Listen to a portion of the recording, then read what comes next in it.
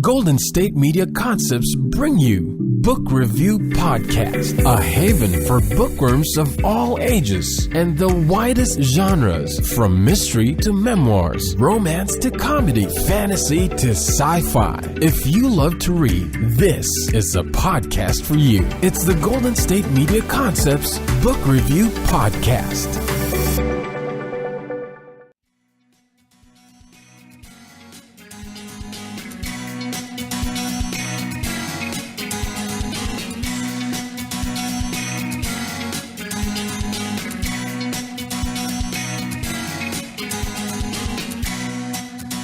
Hello, and welcome to the Golden State Media Concepts Book Review Podcast. I am your host, Sarah, and I am so excited to have you join me this week because I have another author interview for you. This time it is with author Fran Wilde, and she is a fantasy writer. She's written some short stories and some novels. You may have heard of one of her series of short stories and books set in the Gem. Was it the Gem universe? The Jewel in Her Lapidary is one of those. We are going to talk today about her new book coming out on September 26th, which is the final book in her Bone Universe trilogy, and that is called Horizon. If you haven't read the first two books, Updraft and Cloudbound, you should. You should read them before you try to read the third book, because that's always important. But B, you should read all three of them, because this is, as I tell Fran in our interview, really one of the most unique fantasy series I have ever read. It is the most unique and interesting settings that I have ever encountered, and she really creates this world that is just amazing and not what you often find in fantasy books. And I'm not dissing other kinds of fantasy books because I love fantasy, as you know if you listen to this podcast. But it's not kind of, sometimes you think about fantasy and you think about magic, maybe trolls, maybe elves, maybe dwarves, that kind of thing. This is not that. But it's fantasy. There's a lot of character and plot development, and it's just fascinating. I'm going to let her talk about it, but I will give you a brief description of the book, and this comes from Amazon, and it says, "A city of living bone towers, crumbles to the ground, and danger abounds. Kirat Densira has lost everything she loved the most, her mother, her home, and the skies above. Nat Brokenwings, once Kirat's brother long before the rebellion tore them apart, is still trying to save his family in the face of catastrophe. They will need to band together once more to ensure not just their own survival, but that of their entire community." So that's a really brief description of the book, and it gives you a taste, but you should really check out this series because it is so interesting. It is so fascinating, and I don't know quite how to describe it, and I don't want to describe it because, as I said, it's very unique, and it kept me guessing a little bit in certain ways, so I don't want to give anything away. So I will just say, go out, get this trilogy. If you've read this first two and you are eagerly awaiting the third one, you will not be disappointed. But I'm going to let Fran herself tell you a little bit more about her writing and this book in particular. But before we get to that, I do want to say one more thing, and that is, as I was editing this podcast, I tried to edit as best that I could, but I was having a lot of allergy and asthma issues when we did this interview, and I didn't realize just how heavily I was breathing into the microphone. I thought I was far enough back while Fran was speaking. So as I said, I tried to edit a lot of that out. But if you hear heavy breathing, it is not an obscene phone call. It is just me struggling to get oxygen to my brain while having not an asthma attack, but having asthma issues. So I apologize in advance if there's any heavy breathing in your ear. And now, without further ado or interjections on my part, let's get to the interview with Fran Wilde. Hi, Fran. Thank you so much for joining me. How are you? I'm well, thank you. Thank you for having me. You're welcome. So we are here today to talk about the third in your trilogy of books. But for my listeners who maybe haven't read your books or who are just now getting familiar with you, would you share a little bit about yourself, whatever you're comfortable sharing? Sure. My first novel was published by Tor in 2015. It's called Updraft, and it is about a city of living bone, and the people who live there fly high above the clouds on man-made wings.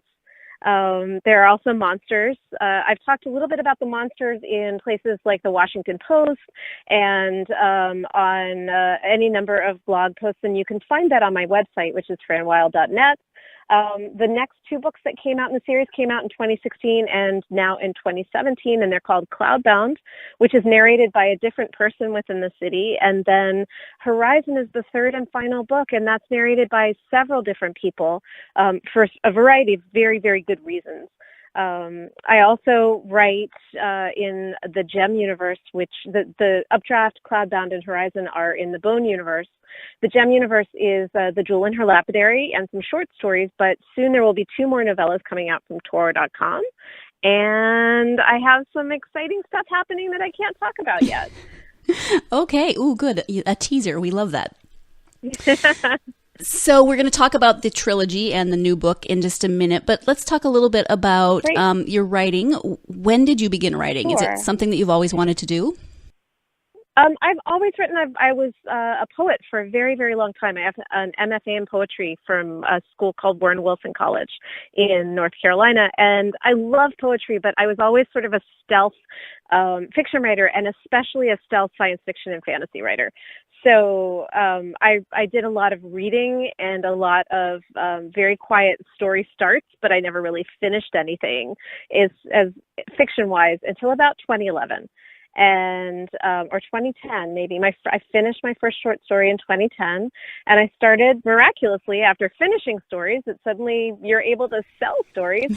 I sold my first story in 2011 and published in Nature magazine, which is really fun. It was like a 700-word short story in Nature magazine. I published a couple in Daily Science Fiction, and the Nature one was great because I'm married to a biochemist. So he had never been published in Nature magazine, so I got to say first. I was first, and I got a print made and I had it framed and did all the things that you do when you're trying to rub it in that you were first in Nature magazine. I'm sure he appreciated that. He did. I really love writing sort of the science and engineering angles in fiction. So I did a lot of short stories that talk about class issues, but also craft and artisan culture. I do a lot with, again, engineering and technology. I was a computer programmer and a game designer for quite some time. So most of my stories have at some point in them some sort of game angle or some sort of computer aspect to them. Even the fantasy in Cloudbound, the game is actually a game within the story. And one of my friends designed a board game for me to go with it, which was really, really exciting. Wow. Yeah. So actually that's something that I wanted to talk to you a little bit about. There is a lot of engineering, a lot of physics, a lot of science in this trilogy because it is a group of people who fly on man-made wings. So talk a little bit about that. Well, there are 2 different ways to come at this. One is I did a lot of research. I have a presentation that I've given at the Library of Congress on the topic of 2,000 years of man-made wings. And I went to Uppsala, Sweden this past summer and did the same presentation there, which was really exciting. Just the idea of flying without being propelled through the air using fossil fuels or anything else, that idea has fascinated us for thousands of years. Everything from Icarus and Daedalus to some of the early monks and polymaths during the Byzantine era really wanted to fly. So they tried to do it by sort of jumping off of towers, and most of it ended very badly. But we have figured out how it works, and gliders and wingsuits are happening now, and it's so fascinating to watch them. I got really, really into watching the wingsuit flyers for a while.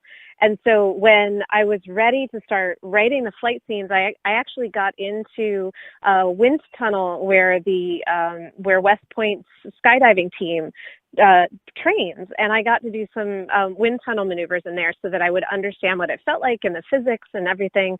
And I didn't really tell anybody that I was scared of heights and got vertigo before I did it. Oh my gosh. It was very exciting, but I loved it. I learned a lot. And now that there are these indoor skydiving places all over, people can try it and see what it feels like for themselves, which is kind of exciting. So I did a lot of research, but I also have a science writing background, and I was the science writer for the Whiting School of Engineering, for Loyola College, for a bunch of colleges and universities in Maryland, and I did a lot of translating for several of my family members who speak engineering fluently. They are hydrodynamic, naval architect, marine engineers, and I can spell. And so they would have me look over their papers, and the chemist, my spouse, same thing. I did a lot of work for them, editing and proofreading. So when it came time to be working in the sciences as a writer, it was sort of a natural shift for me, and I really loved doing it. I loved writing for my science clients and writing articles for them, as well as different things that explained to alumni what they were doing in their practice. I got to write about things like microfluidic bubble pumps and phosphofructokinase and just all kinds of big sciencey concepts. But my favorite, and probably where I really live, is engineering, because that's the thing that exists everywhere. It's kind of like water. You know it's there, but you don't necessarily see it because it's everywhere. Mm-hmm. And I don't think that engineers get as much of the recognition that they deserve as physicists and astrophysicists do. So I really wanted to kind of build that into the culture and make it be prevalent. And because the community in Updraft is a bridge-based, or it's a tower-based community, you need ways to get around, and they are a scarcity society as well, so they have a limited number of resources. So the idea of bridges being a huge engineering topic, but also wings and man-made wings and building wings out of silk and bone really becomes a feat of engineering and a magnificent way to manage the winds that you get up at high altitude. And when you have very, very steep structures, they generate some of their own updrafts. So making that part of the world and making that part of the action and the plot was really something very, very fun, but it was also a way to highlight the fact that there's science in everything. Mm-hmm. And I love that. And I have to say that I love listening to Fran talk about science. Isn't she amazing? I do have to jump in here with our first break of the podcast, so stay tuned and we'll come back with more of my interview with author Fran Wilde. Do you want to be healthier, yet you just don't know what to do? All these shows telling you this and that, but nothing seems to work. Well, listen close. Golden State Media Concepts has got something great for you. The Health and Wellness Podcast, dedicated to workout trends, healthy eating habits, diet, and everything about healthy living. Join us in our banters as we help you not just live life to the fullest, but live it to the healthiest.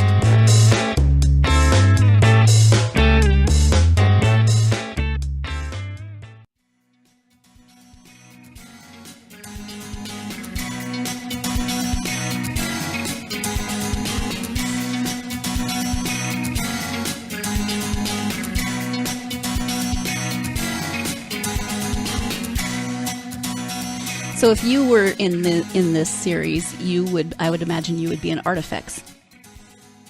I think I would be. I wrote a short story about Lyrus Vitt, who's the wingmaker, and I really enjoyed sort of doing his studio and figuring out where he would put all of his stuff.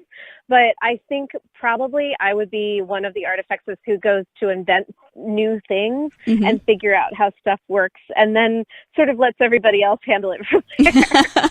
Nice. This is probably one of the most unique worlds that I've ever read about in a fantasy book. You know, usually you start reading a book or a series and things kind of, fall into place and you're like, okay, I know what's going on here. And it took me a while to kind of figure out what was going on in terms of their world. And I don't want to give too much away because the end of the second book kind of reveals something pretty amazing, and I don't think I was prepared for it. But just talk a little bit about the world making that went into this series and how you came up with it. In a couple of different ways. I was pretty steeped in the classical literature in college, but I also had I did a double / something major where I studied 18th century English literature and Milton. I was a Paradise Law scholar at one point, and then I also did a second course of study in international relations and focused primarily on maritime law, but just the idea of trading and how between different communities you have to have all these agreements. And I wanted, when you have a city, you normally think of that city as a singular object. And I really wanted to point out that each of the towers was kind of a culture in and of itself, and they each had their own things that they wanted to trade back and forth. So the maps and the lists that I made were pretty epic going into it. But the first time that the world appeared was in a short story that I wrote for Viable Paradise, which is a workshop set on Martha's Vineyard. It's wonderful. It is a week long, 5 great instructors every year. I think this year Elizabeth Bear, Scott Lynch, Max Gladstone, Aaron Black from Scholastic's going to be there, Patrick and Teresa Nielsen Hayden, usually Sherwood's there. There are a bunch of instructors that come in and out, but it's just a fantastic group of people, and you get some really close instructional time. And I had come in there as a short story writer. I was convinced I was a short story writer. Maybe sometime I would do a novel. But the instructors, in particular Elizabeth Bear and Jim McDonald, convinced me that I should try and write a novel. And I went into one of the activities and came out of it with a short story that was the setting for Updraft. And in particular, all of my classmates, there were 24 of them, kept a very good secret for 3.5 years, because that short story that was read aloud and everybody at Viable Paradise that year saw it, has the ending to Cloudbound in it. Oh, okay. And so 24 people knew, and no one told anybody, which was fantastic. It's just huge props to my class. Yeah, that's awesome. So tell us specifically about the new book, about Horizon. When does it come out? Give us a little bit of what you can, without giving too much away. Absolutely. So Horizon is the completion of the trilogy. I am so excited to be able to say that, what began with Updraft and continued in Cloudbound. And Cloudbound is sort of gives you a little bit of the history of the community and how things happen, but there's also a mystery and there's also some other things that happen.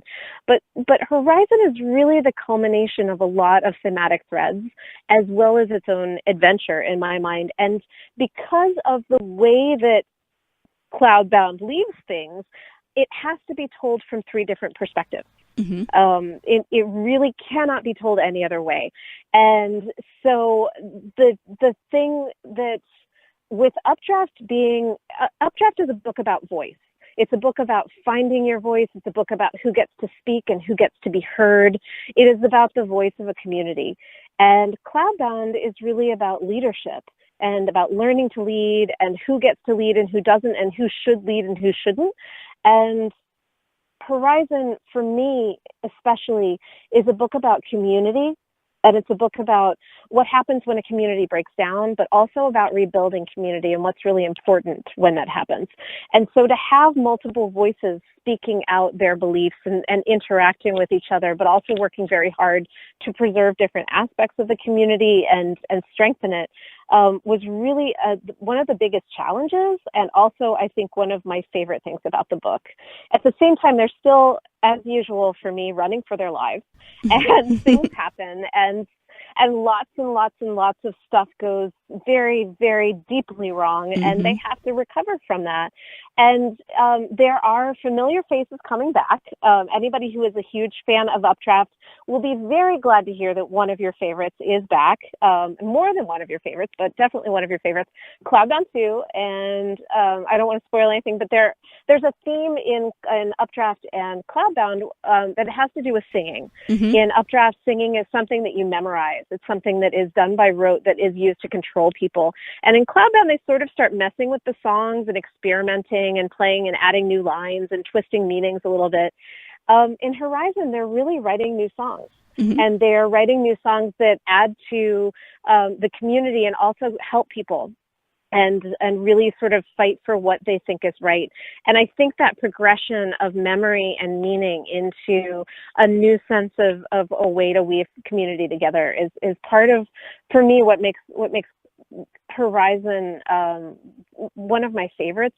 There's a line at the end of Horizon that is refocusing from a very important line for me from the beginning of Updraft, and the fact that it loops back around, it feels very song-like to me. And every time I hit that line, I'm like, oh God, I can't believe it's over. This is really hard. And even when I'm reading Updraft, when I'm reading that first couple pages of Updraft, when I hit the line that it reflects on, I get kind of sad and a little bit wistful, but also very excited. I think that the story has kind of been told start to finish. Right. There is a lot of falling in Horizon, and there's a lot of venturing out and seeing new things that the danger has expanded exponentially, but also the friendships are really being tested in this book. Yes. Now, the two of the narrators in Horizon will be familiar because they are the narrators from the first two books, Kirit from the first one and Nat from the second. And the third, the third voice, McCall, I don't know how you pronounce it, is McCall. Okay, is the third voice, and we've met him before, but he's a new voice in terms of we're getting his point of view. Was it a challenge at all to write from three different perspectives in this book? Absolutely. And yet it was super fun also. I think with McCall's voice especially, I could hear him so clearly, and I could hear Nat and Kirit because I had written them for so long before. But McCall's voice in particular is something, he's kind of a calming force.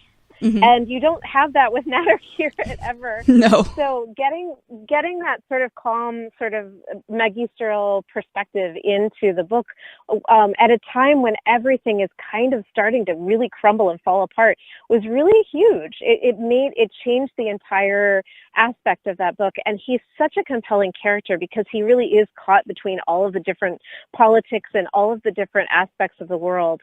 That he and the people that he is with are very, very important to the survival of the community. But he also has absolutely no idea what is going on whatsoever. Right. And so that makes him a really interesting character to write because I know what's going on and he can't.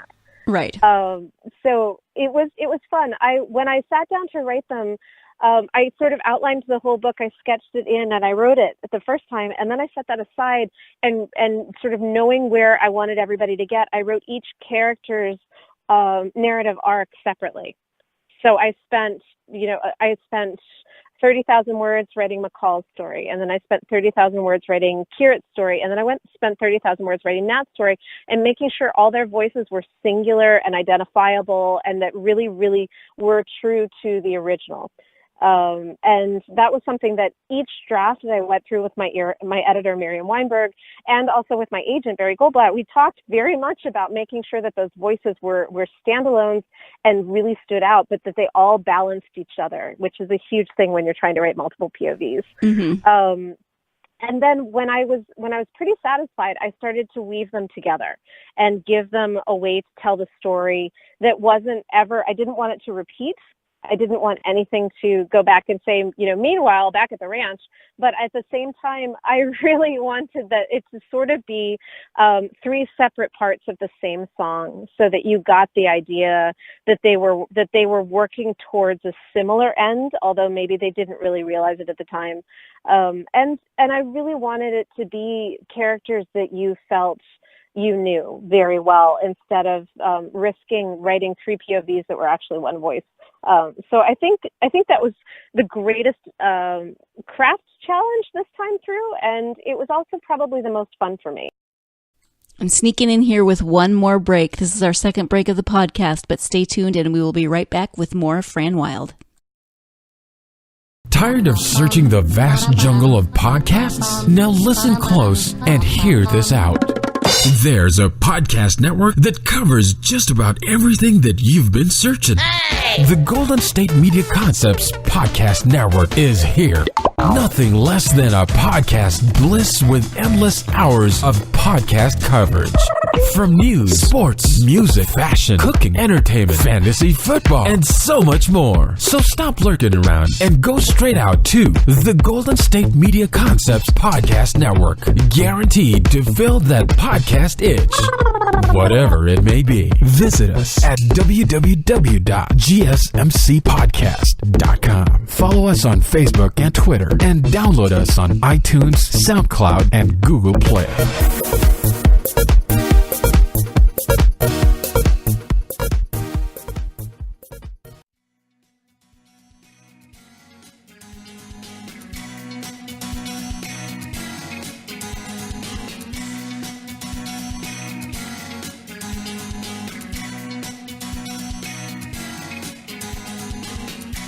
You've touched a little bit on some of these elements, but are there any autobiographical elements in either the characters or the story?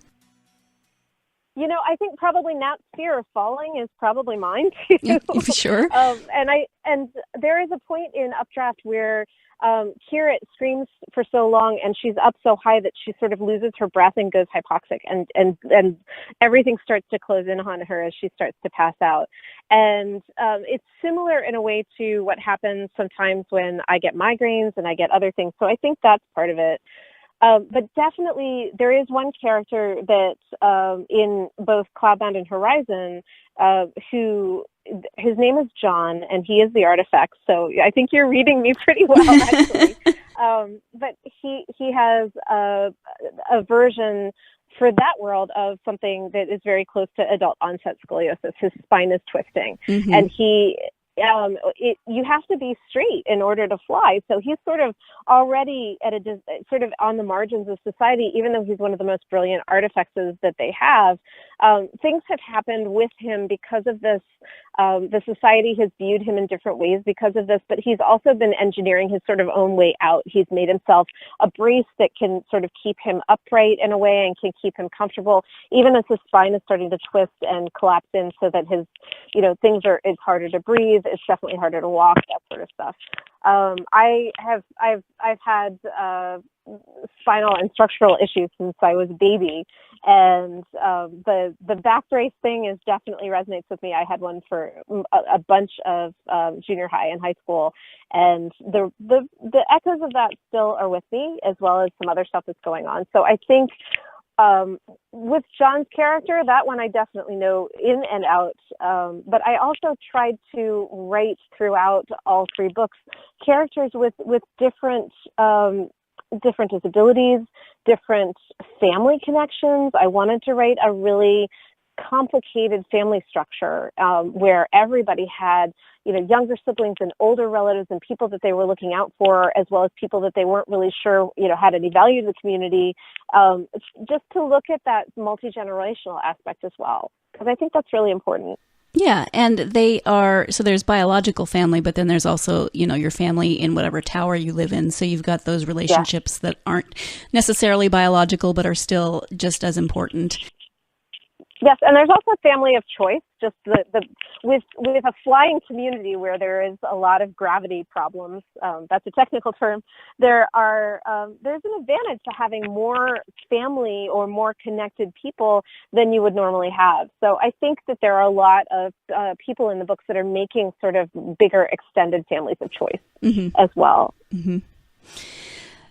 This is the conclusion of the trilogy. Do you think, though, that you would ever return to this world or any of these characters? I think that the main characters are probably done. Mm-hmm. I have definitely entertained the idea of returning to the world, at least in short stories, if not in bigger pieces. I think I would love to do that at some point. There are definitely some aspects of Horizon that I would love to explore some more. I think it would be a lot of fun to just look at the different communities and cultures that are coming out of Horizon. Yeah. But I think that's probably going to be done in short stories more than anything else. It depends on the level of interest. If people really fall in love with it, we'll see. Okay, nice. And what are you working on right now? I mean, I know this one's just coming out, but are you working on anything new? I am working on the next 2 novellas for the GEM universe. One is about a fire opal that is the jeweled mechanism for a clock in the GEM universe in a much more modern period of time. And the other is something to be seen. It's difficult to explain, but it's basically a GEM user's manual that has a character inside of it that is trying to break out. So it's a bit more of a meta text. I'm also working on a YA that I've been working on for a while, but I'm really excited about, and a middle grade. Okay, thank you. When it comes to writing, do you have a schedule? Do you have a favorite place to write? What does that look like for you? I do have a schedule. I tend to write for a little while before my family wakes up in the morning, and then I get everybody off to school, and then I sit down, and if I don't look at Twitter, then I have about 2 hours to write. And I really, really enjoy that time. But lately, I've also been using that time to do things like call my senators and focus on being an active citizen and an active participant in my community. So it's gotten a little bit shiftier. I find that I write really well when I know that I don't have to be anywhere for a good chunk of time. So if there's a point where I have to pick up somebody from my family or go to an appointment or something, it gets a little harder to write. Mm-hmm. I don't know if anybody else has that, but if I set a timer, if I say, okay, I'm going to write this and I'm going to shoot for this many words, I don't have to make that, but I'm going to write for an hour, then I can write for an hour. I can write for 20 minutes and I can get a good chunk of what I need to do done in those 20 minutes. So just breaking that time out is great. Mm-hmm. I had my own office in my previous, where we lived before we moved in January, and I lost my office, but I gained this enormous window because we live in an old reconstructed barn now, and basically my window is the old hay door for the barn. So I get to sit on my little lounge sort of chair in the window and write, and that has been wonderful. Just because I can watch, all those sort of the random urban wildlife that pass through, that sort of thing. Mm-hmm. So we get a lot of squirrels. We get some we get some lost deer every once in a while. the neighborhood cat cruises by. It's really fun. Nice. When you read, what are your favorite genres? Who are your favorite authors? I read everything. I read nonfiction. I read fiction. I read literary fiction. I read genre all the time. Lately, I'm doing a lot of blurbing for books and short story collections that are coming out soon. Mm-hmm. So I find myself reading many, many things very fast. I read a lot of poetry as well, and I think one of the things that I love doing is this podcast that we were talking about before we started the recording, mm-hmm. Cooking the Books, lets me and my co-host, Aliette de Baudard, read books that are about to come out, like Yoon Ha Lee's Nine Fox Gambit, and talk to, we got to talk to him about just his series and how he's using food in the series, which is really fun. We're about to talk to Carmen Maria Machado about Her Body and Other Parties, which is an amazing collection of short stories. And so I'm looking super forward to that. I read, like I said, just about everything else. I was just talking with somebody yesterday about the fact that I still really enjoy reading nonfiction science books. One of them is The Riddle of the Labyrinth, which is about the decoding of linear B, which is fascinating to me. Another favorite author is David Quammen. He used to write for Outside Magazine, and he wrote a book in the late 90s, early 2000s about island biogeography and the race to publish the theory of evolution between Darwin and Wallace, which is a great book. I'm not sure if it's still in print, but it was a fascinating read. I love reading Borges. I love China Mieville.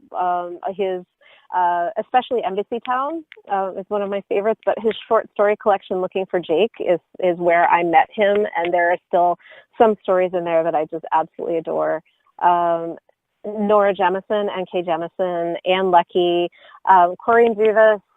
I really, really enjoy reading new and emerging authors like J.Y. Yang and Sarah Gailey. Absolutely adore